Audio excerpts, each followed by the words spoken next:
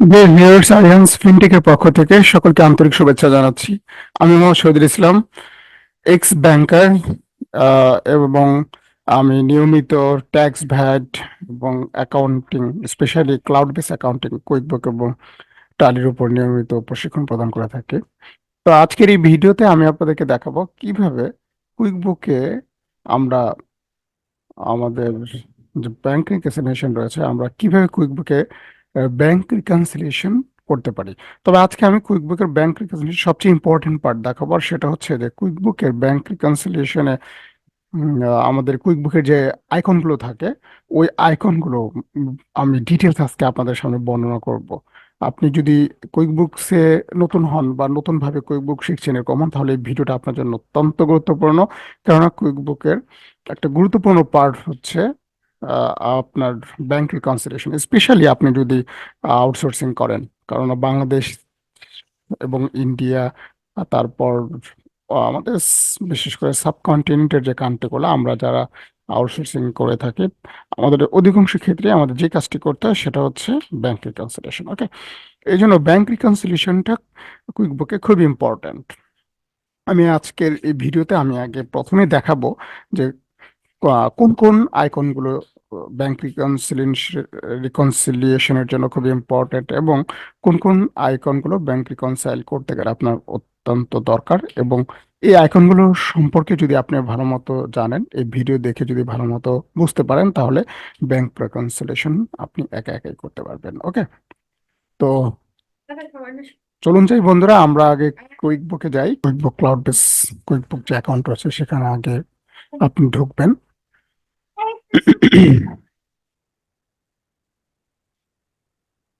তো আমরা সকলেই জানি কুইকবুক হচ্ছে একটা ক্লাউড বেস অ্যাকাউন্টিং সফটওয়্যার, এবং একটা ডেস্কটপ ভার্সন রয়েছে। বাট আপনারা যারা আউটসোর্সিং এর জন্য কুইকবুক শিখছেন, বা আপনি আপনার ছোটখাটো ব্যবসার জন্য বা মাঝারি সাইজের ব্যবসার জন্য কুইকবুক করতে পারেন, সেক্ষেত্রে কিন্তু আপনার আসলে ক্লাউড বেস অ্যাকাউন্টিং সফটওয়্যারটা সবচেয়ে বেস্ট। তাছাড়াও ডেস্কটপ কুইকবুক ভার্সন রয়েছে, ওটা আসলে খুবই রেয়ার। হুম, কিন্তু চাইলে আপনি ব্যবহার করতে পারেন, বাট কুইকবুক অনলাইনটা হচ্ছে সবচেয়ে বহুল প্রচলিত সারা বিশ্বে। ওকে, তো কুইকবুক আপনি যখন নাকি আপনার ব্যাংক রিকনসিলিয়েশন করতে যাবেন, প্রথমে আপনাকে যেতে হবে ব্যাংক রিকনসিলিয়েশন ফিল্ডে। ওকে, এই যে বাম পাশে যে সেটিং অপশনটা দেখছেন, এটাকে কুইকবুকস এর ভাষায় কেউ কেউ কক ভিউ বলে, কক বলে। ওকে, কক বা সেটিং আপনি যে যে নামেই ডাকুক না কেন, এই কক বা এই সেটিংস আপনাকে আসতে হবে। তারপর টুলস, এই টুলসে দেখেন reconciliation. So you need to click in reconcile button, then you'll get this interface of QuickBooks. Okay, এখানে দেখেন ব্যাংক রিকনসিলিয়েশনের এটা হচ্ছে সবচাইতে ইম্পর্টেন্ট বা প্রথম ইন্টারফেস। ওকে, এখানে আপনি কি কি দেখতে পাচ্ছেন? ব্যাংক রিকনসিলিয়েশন, রিসিপ্ট, দেন হচ্ছে reconcile, rules, chart of account, এই পাঁচটা আইকন আপনি দেখতে পাচ্ছেন। তো আপনাকে ব্যাংক রিকনসিলিয়েশন করতে হলে প্রথমে এই ব্যাংক ট্রানজাকশনস 1 নম্বর যেটা দেখতে পাচ্ছেন এখানে আসতে হবে।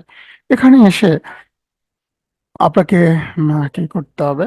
আপনি কোন ব্যাংকের রিকনসাইল করতে যাচ্ছেন ওই ব্যাংকটা এখান থেকে সিলেক্ট করতে হবে। সিলেক্ট করার পর আহ, প্রথমে আপনাকে তো একটা ব্যাংক স্টেটমেন্ট থাকবে, আর আপনি সেই স্টেটমেন্টটা এখান থেকে ক্লিক দিয়ে আপনি আপলোড করবেন। হ্যাঁ, সেটা অবশ্যই আপনাকে আপলোড করে নিতে হবে। আপলোড করে নেওয়ার পর আপনি দেখেন এভাবে আপনাকে আপলোড অপশনে গিয়ে এই ফাইলটা এখান থেকে আপনাকে আপলোড করে নিতে হবে। ওকে,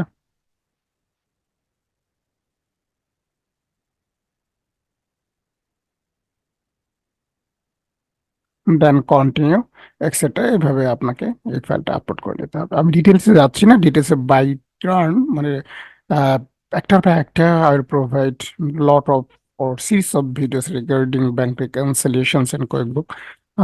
I hope that you will watch my all videos next time.